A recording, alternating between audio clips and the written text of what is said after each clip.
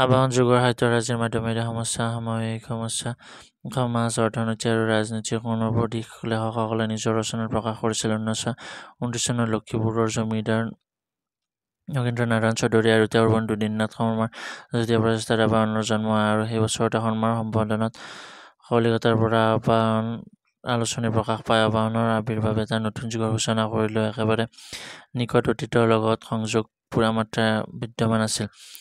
আবাহন প্ৰকাশ পোৱা সময়ছোৱাৰ পৰা অসমীয়া ভাষা সাহিত্যৰ সৰ্বত্ৰে প্ৰকাৰে বাস্তৱতাৰ দিশলৈ আগবাঢ়ে।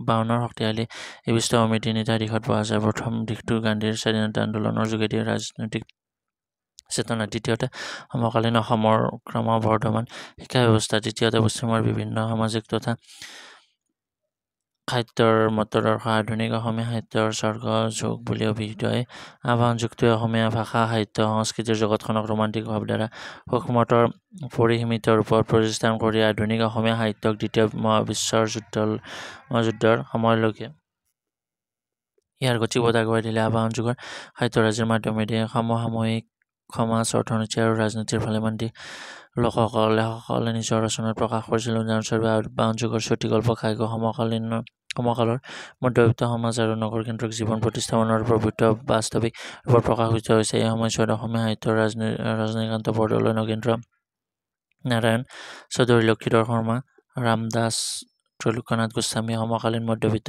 শ্ৰেণীৰ নৰনাৰীৰ নিগৃঢ় সম্পৰ্কৰ অন্তৰাল আৰু আত্মগোপন কৰা মানসিক প্ৰতিক্ৰিয়াসমূহৰ স্বৰূপ নিৰ্ণয় কৰিবলৈ আগবাঢ়ি আহে। এই যুগৰ গল্পকাৰসকলৰ আনি বাস্তৱভাৱে আদৰ্শবাদী আৰু সংস্কাৰধৰ্মী হোৱাৰ উপৰিও নাৰী মুক্তিৰ চেতনাত অনেক গ্ৰন্থকাৰৰ গল্পৰ প্ৰদান উপজীৱ্য হৈ পৰে।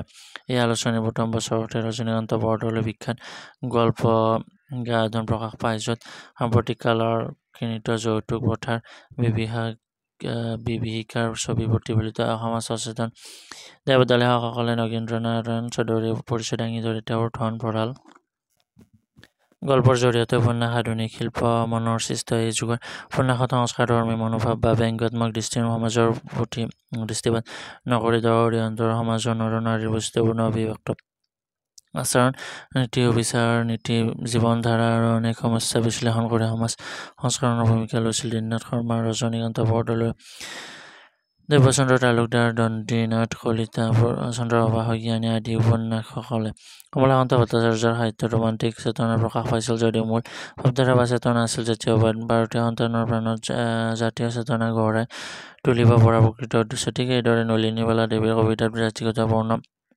বিচিত্ৰৰ অন্তৰালত আত্মগোপন কৰি থকা সত্য শিৱ সুনয়নৰ লগত মিলনে কৰিব পৰা চৰম আকাংক্ষা, স্বদেশ প্ৰীতি, প্ৰাচীন ভাৰতীয় সংস্কৃতি আৰু আদৰ্শৰ প্ৰতি গভীৰ শ্ৰদ্ধা তেওঁৰ কবিৰ লক্ষণ।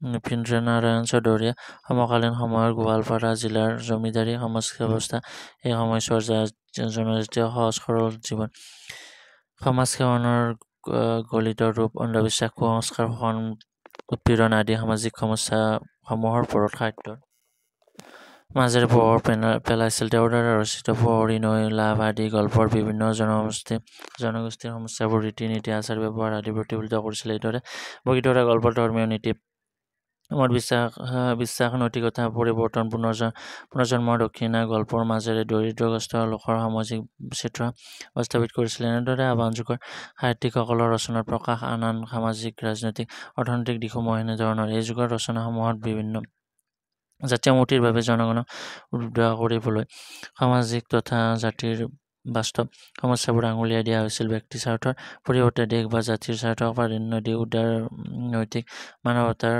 মূল্যবোধক আশ্ৰয় দিয়া হৈছিল। নাৰী মুক্তিৰ প্ৰতিধ্বনি আৰম্ভ হৈছিল। জনগণৰ জাতীয় ঐক্যৰ প্ৰতি গুৰুত্ব আৰোপ কৰা দেখা গৈছিল। সমাজৰ ঠগ প্ৰবঞ্চনা, কুপ্ৰথা আদি সামাজিক সংস্কাৰ মাধ্যমৰ ওপৰত গুৰুত্ব দিয়া হৈছিল। অনৈতিক স্বাৱলম্বিতাৰ আদৰ্শৰ প্ৰতি অসমৰ জনগণক আকৃষ্ট কৰিবলৈ গল্প ৰচনা কৰা হৈছিল। সমাজত বৰ্ণ বৈষম্য শ্ৰেণীৰ পৰিৱৰ্তে সাম্যবাদ আৰু মাজৰ দ্বন্দ্বাত্মক বস্তুবাদ অনুসৰি শ্ৰেণী চৰিত্ৰ বিশ্লেষণৰ দেশসমূহৰ প্ৰৱণতা গঢ়ি উঠিছিল। মধ্যবিত্ত সমাজবাদ জীৱনৰ সংঘাত অক্ষয়ৰ ছবি, দৰিদ্ৰ আৰু নিষ্পেষিত নৰনাৰীৰ প্ৰতি অনুকল্পনাৰ ছবি বাস্তৱভাৱে প্ৰেৰণ কৰিছিল। মুঠতে আবাহন যুগৰ লেখকসকলে অসমীয়া সাহিত্যৰ যোগেদি সমাজ সংস্কৰণ, সমসাময়িক আৰু প্ৰতিশীল চিন্তাৰ উন্মেষ ঘটোৱাৰ চিন্তাৰে উদ্বুদ্ধ আছিল। Thank U.